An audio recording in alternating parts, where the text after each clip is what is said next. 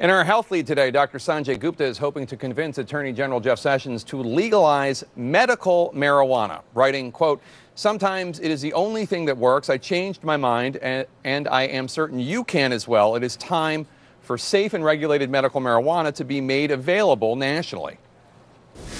Joining me now is CNN's chief medical correspondent, Dr. Sanjay Gupta. Sanjay, always great to have you. Thanks for joining us. So, I spoke with a biotech expert who told me, because we were talking about this, marijuana as a possible substitute or solution to the opioid epidemic, and he said, unfortunately, it's just not strong enough as a painkiller to be able to serve as a true substitute for opioids.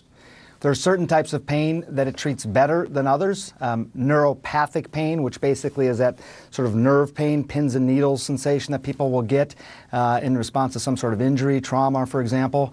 But there's something else, Jake, which I found very interesting and I learned while filming this documentary, and that is both opioids and cannabis interfere with pain signals. They interfere with pain signals being sent to the brain. Cannabis, in addition, seems to actually decrease inflammation. Acts as a potent anti-inflammatory, which is oftentimes a source of the pain as well. The big thing, Jake, as you know, is that it doesn't affect the brainstem, so it doesn't cause people to stop breathing and die of overdose.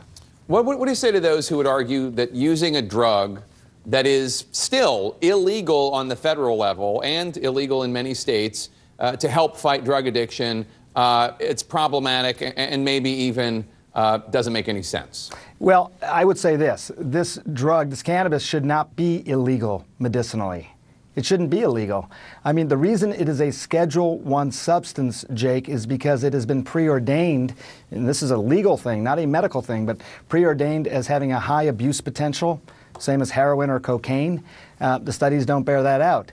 It is also listed as something that has no medicinal benefit, and the science doesn't bear that out. And your feelings about this have been on the record for a while, and in fact, you've written an open letter to the Attorney General, Jeff Sessions, advocating that he allow marijuana to be used as a treatment for opioid addiction and also for pain. I did, and there was a couple of things I really wanted to convey. You know, first of all, these are desperate times with regard to this opioid epidemic. Tens of thousands of people continue to die, and this has been going on for some time. It's the worst self-inflicted epidemic in U.S. history.